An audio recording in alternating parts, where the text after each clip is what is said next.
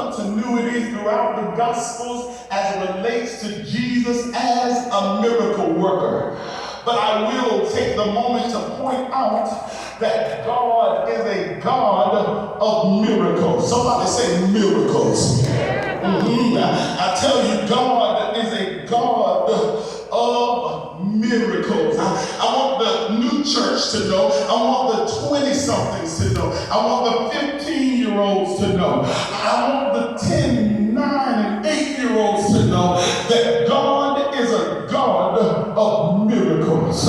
Come on, I say God is a God of miracles. We don't serve a dead God. We don't serve a God that we must go visit in a holy city. We don't serve a God that is shapen in gold nor stone, but we serve a God of miracles. Somebody say miracles. Well, Pastor, I've not seen a miracle. What is a miracle? A miracle is an unexplained mystery. It is a sign. It is a surprising event that is incapable of happening without a divine intervention. A miracle is against nature.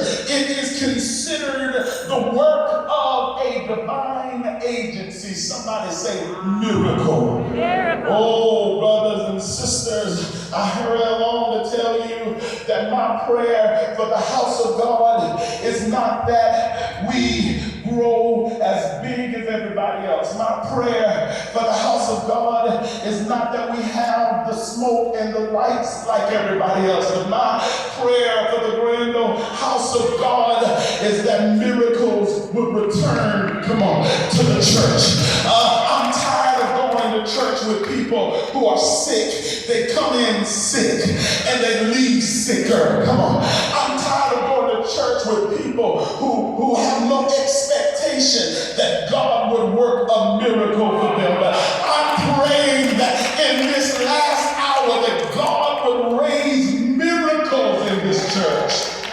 Our bishop told us today, and he reminded us that God was still able to work miracles. And let me tell you something, I'm about to mess you up. Miracles have nothing to do with your title. Oh, hallelujah. Let me preach. I'm already in the text and you don't even know it. Miracles have nothing to do with your longevity in the church. Oh, hallelujah. Miracle does not care who your grandma was. Miracle doesn't care that you were there to set up the mission over in Japan. You and your cousin, them miracles don't care that your granddaddy was a bishop. Miracles don't care if your grandma was a chairman, deaconess, laying the carpet, and on the refrigerator. Miracles have nothing to do with your title. Oh, I can hear you talking back at me like those old disciples. They said, Jesus, who did sin that this boy was born blind? They attempted, I don't have time, Natasha, to tell you, they attempted to use theocracy. They attempted to use theocracy to explain the divine event. And let me tell you what theocracy is. Theocracy is when we try to use a system of government that is related to religion. And we take the religious experience or the religious government of the religious experience and we try to explain something that's supernatural. I'm preaching better than any of y'all talking. Let me preach to the lights. Like some of us are messed up because we're using a system that was not ordained by God. Oh, because grandma gave it to you don't mean it was from God. Oh, just because it came with a shake and a shimmy don't mean it came from God. But let me tell you, God is not interested in your systems.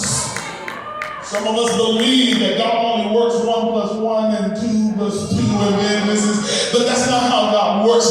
And they stepped back and they looked and they tried to explain. They said, surely if this boy was born blind, either he sinned or his father sinned. Isn't that what they suggested to us? That because it had always been that way, oh, I'm going to talk to you. It's going to always be that way. But I came to tell you the devil is a liar. Oh, hallelujah. I want to talk to a group of young people today who's not interested in getting involved in a system, who could care less if you ever become a bishop. Y'all ain't in here. Who could care less if you ever become the chairman. Come on. I want to talk to young people that's more interested in the God of the system than trying to be celebrated in the system. Oh, they looked at the system and said he must have done this, he must have done that, and therefore it is this. But let me tell you, the problem with your system is your systematic stuff can explain some stuff sometimes, but it can't explain everything all the time. And sometimes you gotta let go of the system that told you that you're going through this because God hates you. The devil is a liar. You're going through this because God ain't with you. The devil is a liar. There's some blessed people that the system just don't like. And we have a problem because, listen out, we get stuck in these systems, but these systems, Brother Marcus, these systems, they will take you to church, but they can't give you power when you walk in the hospital room. Oh, come on. Your system, Pastor might not have seen you sneaking and creeping because you know how to navigate the system. But God saw you in that girl inbox. Come on. Oh, God saw you slipping out of that boy's room. And you think because you're good with the system that God don't see you, but you got a form of God. Ain't nobody